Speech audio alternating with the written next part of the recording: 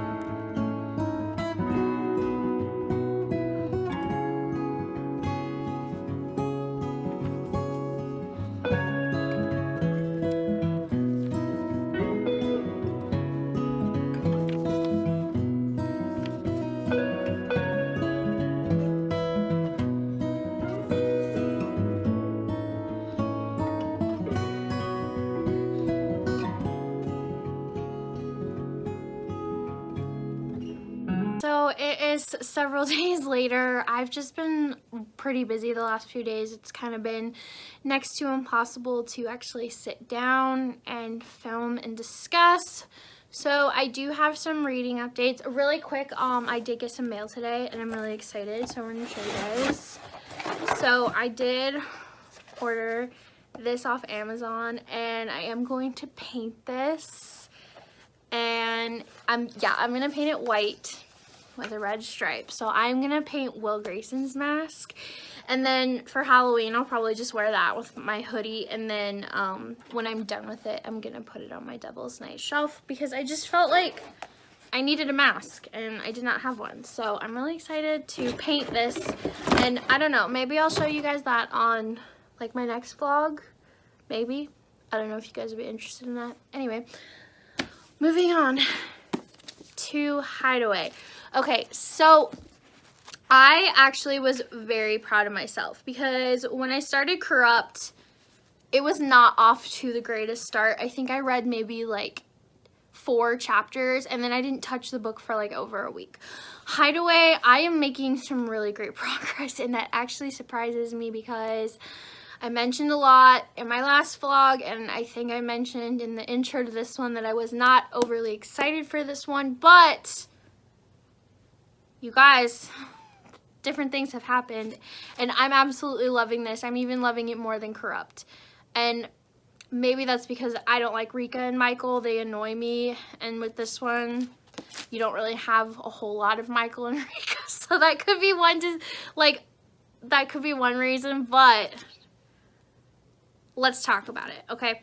All right, so like I said, in the last several days, I have read 136 pages. So I'm a good chunk in, and I actually have been tabbing a lot. I have made a lot of annotations. So, as I said in my intro, Hideaway is a little bit different in the series. The first time I read this book, I basically felt like it was just not a filler book, but I felt like it was a huge stepping stone to Kill Switch. Like I said, I'm 130 some pages in here, and let's put it this way. I know more about Damon than I do about Kai. So that kind of tells you like what this one is about. But all right, so we're gonna talk spoilers here, okay, because this is a reread, so I do want to heavily talk about the plot here. So when you start Hideaway, you don't get Banks's POV for quite a while, because the mystery of who Banks is pretty big to the beginning of this book. Banks is not even mentioned in Corrupt in the first book. What I love about Corrupt is it kind of teases all of the couples early on except for Kai and Banks. Like I said, Banks, her name is not even mentioned. You don't know anything about her. So I think it's by chapter 6 you get her POV, and basically when she is introduced, Kai meets Banks on a different Devil's Night. It's not the OG Devil's Night that's featured in Corrupt. This is one that actually was 2 years prior to that Devil's Night. So by our present day, this Devil's Night that we are referring to, I think, was 6 years prior. So Kai meets Banks on that Devil's Night, and he actually meets her in a confession booth at church. Kai kind of went in there alone, and he was just like spilling all these dirty secrets just for fun, and he didn't know that anyone was in the booth next to him. And this girl kind of starts talking, and he's really intrigued with her. Well, before he can get any information from her, she takes off, and then that's that. And then you find out a few chapters later in these flashbacks that obviously this is Banks. And what is so intriguing about the beginning of this book is Banks is a huge question mark. You don't know her. You don't know her life. All you know is that she lives at the Torrance house, and you don't know why.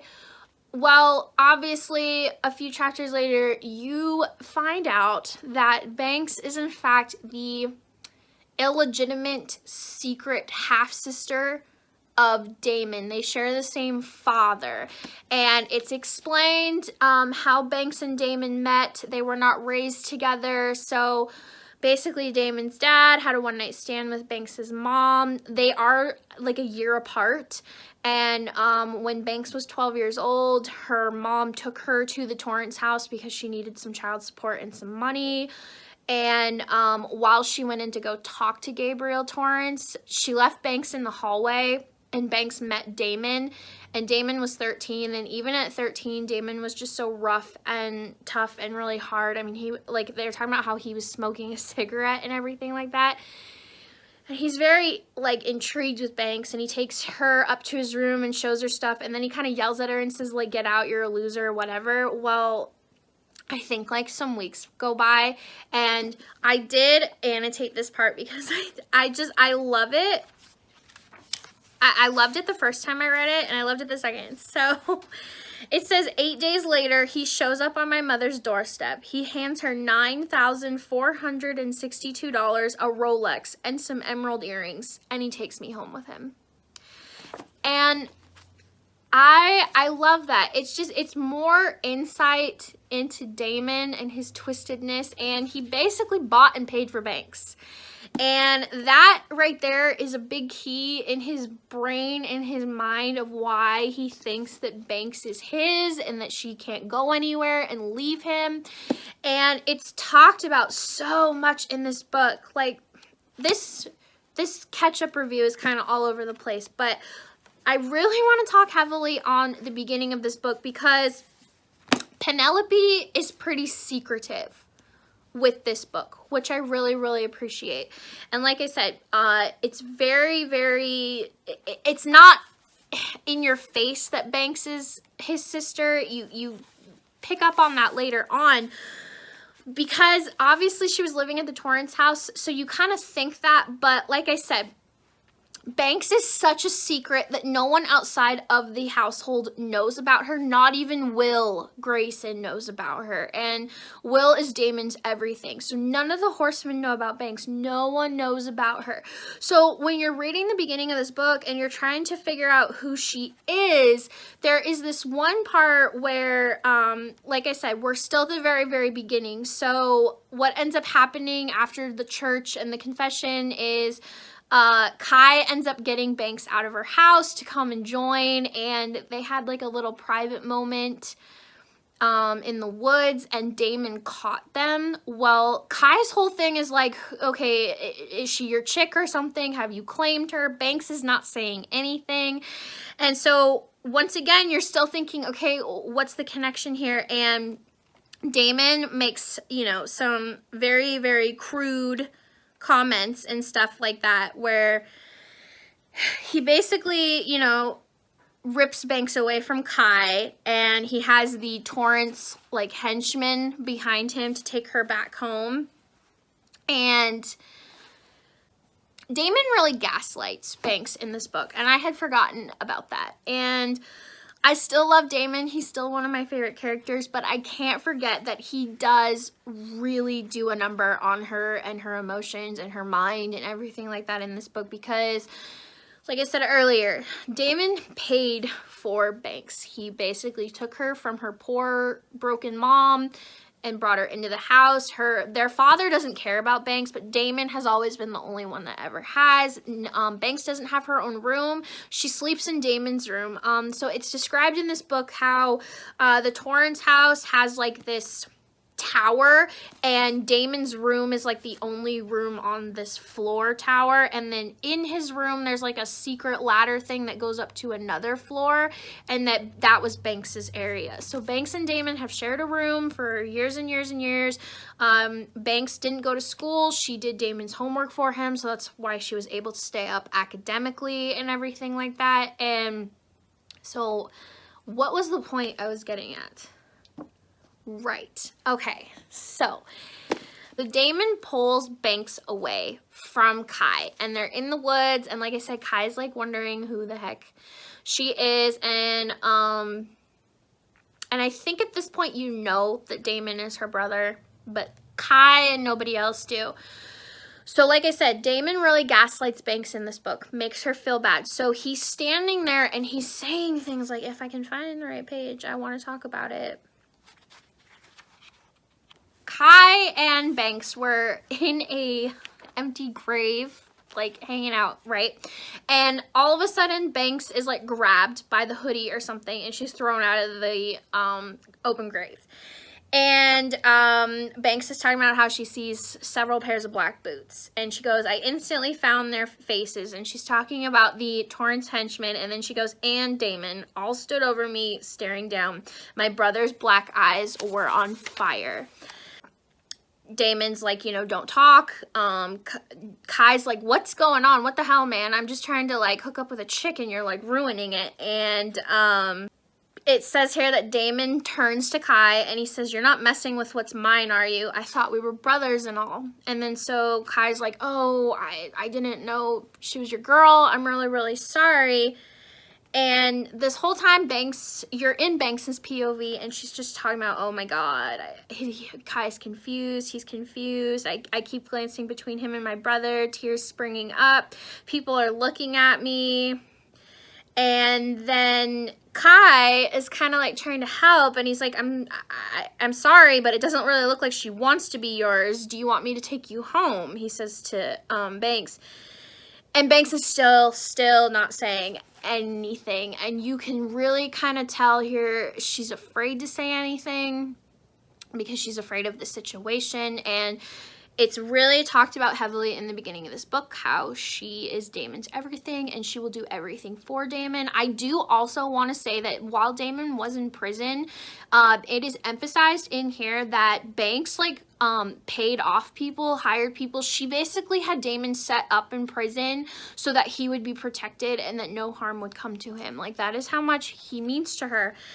And so then Damon kind of starts looking at her and he's like, you want him to take you home? And then he's like got this ice in his voice, and Banks says here, it wasn't a choice though. I would love to be someone else, somewhere else, but it wasn't. Damon needed me, Kai didn't. What would happen to my brother if I broke his heart? And that right there is the whole problem with Damon and Banks' toxic relationship, is that Damon has kind of groomed Banks into thinking that he needs her and she can't go live her own life or do anything else because Damon is always going to need her.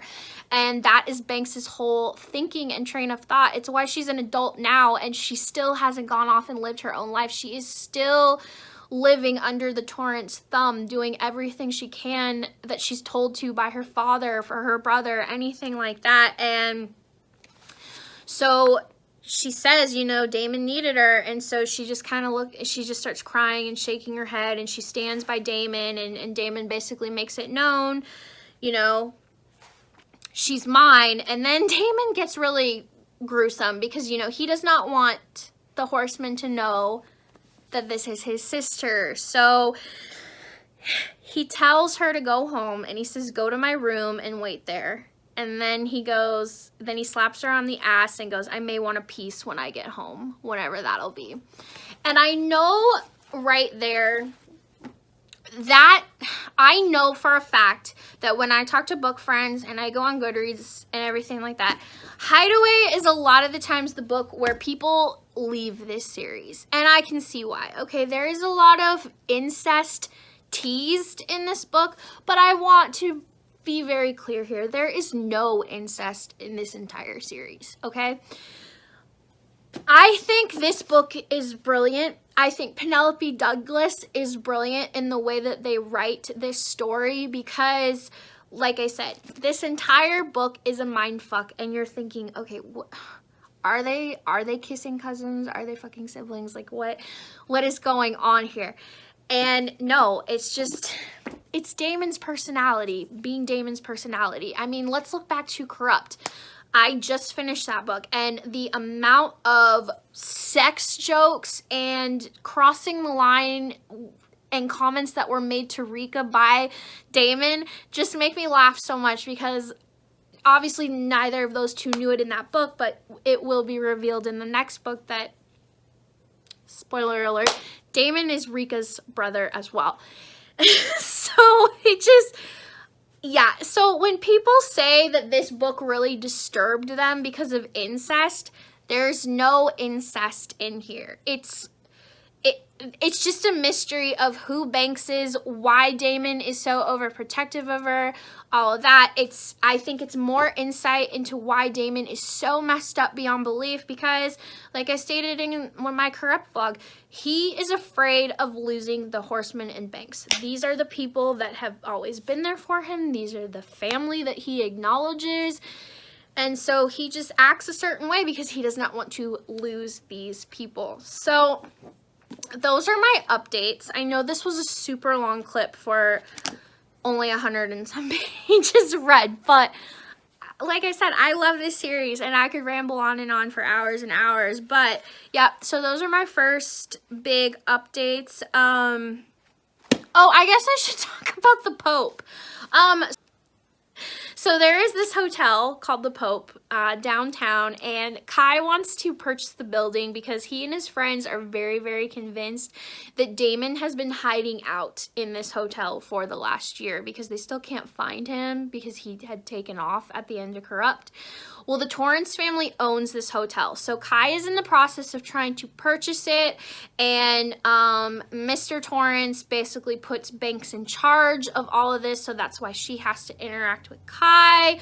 Well, the Torrances are only going to sell the hotel to Kai if he marries, like, some Russian cousin. It's a lot, but I will say the stuff that's worth talking about is the Damon and Banks stuff. So yeah, those are my updates for now. I really need to try to finish this week because I am running out of time. Devil's Night is getting closer and closer, and I really wanted to be on Nightfall by that one. So I'm really gonna try to finish this one today. I know I say that all the time, and it is utter lies. So we'll just see how the week goes. Okay, so I have officially finished Hideaway. I'm actually refilming this last update clip because the clip that I filmed a few days ago when I did finish, I don't know what happened to it, but it like literally just that specific clip will not upload to my computer. Like everything else would, but not that one. So moving on, we're just gonna do this again. So last time I updated you guys, I believe I was almost halfway through, and I know I didn't really have a whole lot of updates because in all honesty, the first half of the book is very heavy on Damon and Banks and their relationship and their past and kind of how they met and became a family. And also it's dealing with the Horsemen and the aftermath of Corrupt and how Damon is hiding, and they're kind of waiting for him to reemerge because they're scared of what he might do in retaliation to what happened in the previous book. So like I said, the first half is just a lot of Banks and Damon, which I don't mind. And the first time I read this book, I did rate it a 4 just because I thought it felt kind of flat for me for the romance compared to the first. But this time around, I am going to rate it a 5 because obviously this is my favorite series and I appreciated everything about this book, okay? Obviously, the Damon stuff was just top tier. I mentioned before that I think Penelope Douglas is a genius author because the way they wrote this series and the characters, they're not black and white. It's very gray. It's, you know, like Damon is set up to be this horrible evil villain, and when you get to this book, you start to learn more about his family and his past, and you really feel for him. And I'm gonna say that my second time reading this, because I know about Damon and his trauma and his life, I felt for him this entire book. Like, I just wanted to hold him and make him better because, like I talked about in my Corrupt vlog, Damon did some very shitty things, okay? I am not defending that at all, but he did them for his own twisted reasons. And he actually even says in this book that, you know, let me find it. It's towards the end. So he says, I have so many things wrong with me. I love going to school. I went every day, even when I was sick. And then Banks is standing there, and in her head, she says, okay, yeah, I remember he never missed school unless his friends did. And then Damon says, school was the only place I knew I'd be safe. And later on, when I got older, there was music and booze and girls. It was like a party every day. Sometimes it was even enough to get me out of my head, so I hardly even noticed what was happening to me. I had my friends, my team, and you. All to myself, the only girl I ever trusted. No one was going to take you away from me. I don't like change. And then he glanced at Rika. You were change. And that right there basically explains what he was doing in Corrupt. Because, okay, spoiler alert. So you find out in this book that Damon's family life is such a mess. So his father is, his father is a bad guy, okay? And I've read enough romance books now with a male love interest where the father is just this evil douchebag. And I can confidently say enough now after my second reread of this, Gabriel Torrance is probably one of the worst douchebag evil fathers I have ever read about. And so his father married a Russian child bride because he was very interested in her when she was 13 years old. So I think it says in the book that she had Damon when she was like 16, which isn't true because you find out in Kill Switch that was actually not his mom. But anyway, we're talking about Hideaway. You find out that Natalia Torrance, his mom, was so twisted and messed up, she'd actually been sexually abusing Damon for years. And it's so chilling and nerving, because when you're reading about it, there's this one specific scene in a Devil's Night flashback where she hasn't seen Damon in years because he kind of sent her away, and he comes across her and she's just very creepy, and she's saying, oh, Mama loves you, Mama's the only one who can make it better. And you know, he references things about how her favorite part of him is, you know, his area and stuff, and it's just, God, it makes me so hurt for Damon. Like, I wanted to crawl inside of this book and murder the Torrance family. Like, that's just how bad it was. But Banks was the only one who knew that all of this was going on, and so it's talked about in the book how his mother would come to his room, and so Damon would like put headphones on Banks and shove her in a closet and crank the music up, and then he'd take her out when they were done, and Banks would just talk about how the perfume was coming off of Damon, and how sometimes he'd go into the shower for like 3 to 4 hours at a time just to scrub it off of him. And then she talks about how it got really dark for him for a while, and she mentioned something about how he'd cut himself so that he could physically hurt to match with his internal hurt. And she mentions how when he got older, he started slicing the bottoms of his feet so that when he would walk and run in basketball, he could feel all of that pain. And this isn't even Damon's book, you guys. This is Kai and Banks's book, but just the way Damon is written, you can't help but feel for him. Okay, so anyway, that is the Damon stuff. And then Will had a really, really interesting quote to say too. And this is towards the end. This is when Damon's getting ready to reemerge. And basically the entire book, they had thought for the past year that Damon was like off in Russia or Mexico City, basically hiding in another country. And towards the end of the book, they're putting the pieces together that Damon's kind of been right under their nose the whole time. And Rika's kind of like, why would he do that? Why wouldn't he just like leave the country and go where he could be safe? And Will just goes, because everything he wants is here in Meridian City. And then everyone was silent as the thought hung in the air. What was he waiting for? Why did he just sit here doing nothing? He had a year and multiple opportunities. And then Will goes, because just that. Michael, Rika, and I are here at Delcourt. You and Banks are in Whitehall. The rest of the world has nothing that Damon wants. He wanted to be here, close to us.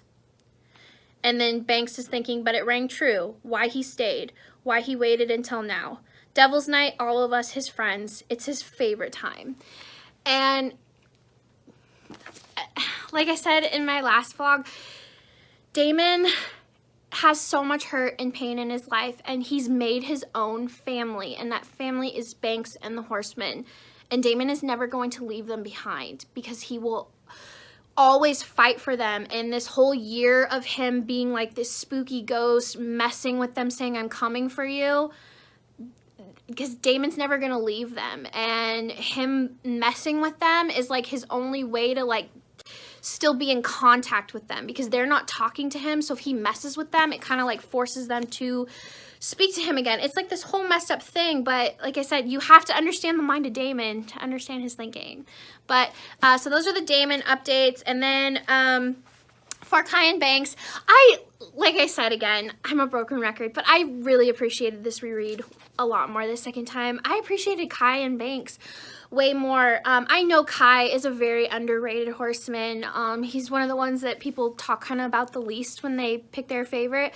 But Kai's such a gentleman, and he's so sweet. And, you know, a lot of his scenes with Banks was so sweet. And, you know, I remember a lot from this book. And one of the things that I really, really remember was their first time, because Banks was a virgin, but Kai did not know that. So they're having a moment, and Kai just kind of like jams it in, and she screams, and he felt so horrible after it. Like, he's just like, if I would have known, I would have done things differently. I'm so sorry. And so he quickly like changes things around, and he's like, look at me, it's just you and me. And I really appreciated that. So Kai is kind of holding a special place in my heart now for that. But yeah, so Kai and Banks did get married at the end. They kind of pull this 180 on Gabriel Torrance, because Kai was supposed to marry his Russian niece so that he could get the Hotel the Pope so that they could find Damon.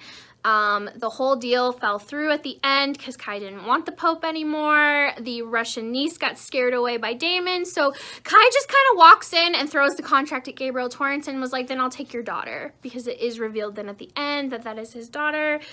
They get married. It was a funny wedding because it was a kind of like a fuck you moment. Like Banks is like, I don't like you, but you know. So they are the first couple in the series to get married. So you have that. But yeah, like I said, the big plot stuff is the Damon stuff. So the book does end with the reveal that Damon did kill his mother and he took care of the body. That's kind of the epilogue. It's very chilling, but yeah. We are finally ready for Kill Switch. I'm so excited. Obviously, I spent this entire vlog rambling on about Damon, and this isn't even Damon's book, okay?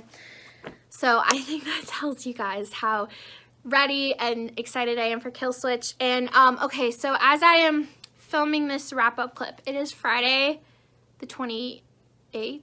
Yeah. So I have 2 days until Devil's Night.